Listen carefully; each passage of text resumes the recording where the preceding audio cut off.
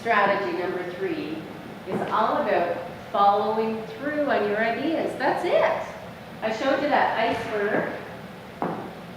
There it is. So that iceberg, there are all those ideas that you've been suppressing for so long. So just let them come up and follow through. Consistently and persistently, like priming the pump, right? The harder it gets, the more you have to do it. You know, it doesn't take too many more pumps after that the water starts flowing, and then it's simple.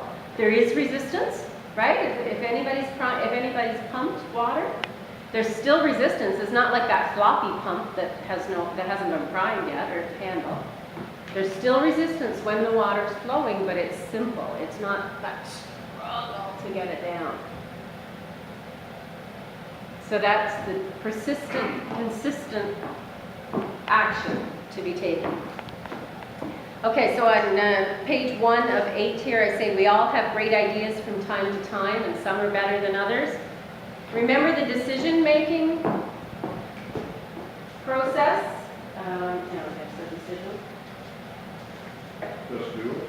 Well, that's my advice, is JFDI, just friggin' do it. But there's a system, step by step by step. Does anybody remember it?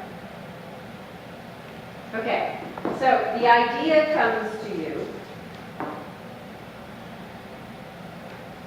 So then you consider the idea. So where does this idea come from? Superconscious. This idea comes to you from the superconscious mind. Because if it's coming from the subconscious mind, it's a limiting piece of advice. Oh God, don't do that. What will the neighbors think? Oh, if you do that, you're going to get hurt. If you go near the edge of that cliff, you're going to fall off.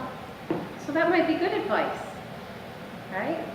But are you going to go that close to the edge of the cliff at our age? I mean, we know enough about getting too close to the edge of the cliff. So you can go closer. So we consider the idea that comes from the superconscious mind, because it's a positive idea. And to consider it, what are we asking ourselves?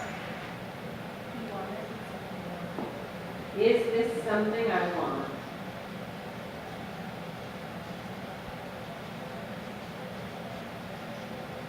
Is this something I want to do, have, or someone I want to be?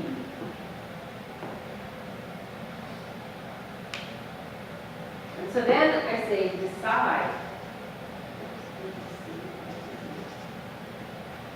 So what's the decision?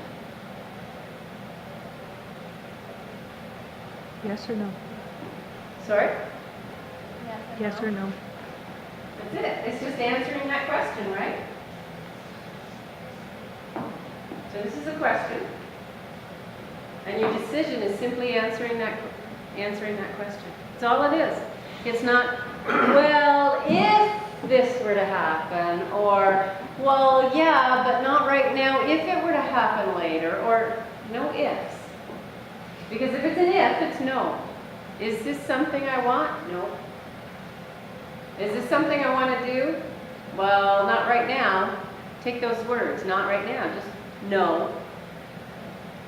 So I don't want you to get hung up in the, then you're lost for a long time before you make a decision. Just make a decision. Is this something you want to do? If you're saying not right now, then the answer is no. Simple as that. And then act. So that's when I talk about take that first step. So you're here, you've made the decision, yes, just take that first step, whatever it is. It could be, sending me an email, giving me a call, saying, Lynn, I just had this fabulous idea and I made a decision that yes, I'm stepping in. Great. That first step is you've launched it out there, you've told me about it, now I'm going to hold you accountable. Because from the time you call me or email me until I get back to you, which could be in 1 hour, you can have your gremlin coming up from down in the basement and saying, are you crazy? Stop! You're going to die! And that's why you need to take that step immediately. Immediately. right when you make the decision. Because the time between the decision and the action to hold yourself accountable, in this time, your subconscious mind has woken up. And it's that gremlin or that demon, or in French it's a little devil, whatever. You've woken it up because you started thinking. And when you start thinking, it wakes this up, and then it comes up with that toxic paint of all the memories. Remember what your memories are? Feelings. Okay, so this is what strategy 3 is all about. It's about getting support, holding yourself accountable. How do you hold yourself accountable? Through your support system, through your employees. You dare to share your vision with them, right? This is where I'm taking the company. Do you want to come with me? And they're saying, well, what's in it for me? So tell them what's in it for them, and then follow through on it. Because this is what happens with a lot of companies, is they make promises and they really intend to get there, but then they stop pumping when it gets hard. And all the water goes back down, and they say, no, but we just didn't get there yet. We're going to give you those bonuses, but we're just not there yet. And so then these people say, forget it. This is taking way too long. So it's all about continuing to pump the pump. And you've got to, when you're not there pumping the handle, then you've got to have somebody come in and pump the handle for you. You have somebody else come in and keep that handle pumping, so that you've got a constant, steady flow of water coming out of that pump. Gosh, I love this analogy. It's beautiful. It's beautiful.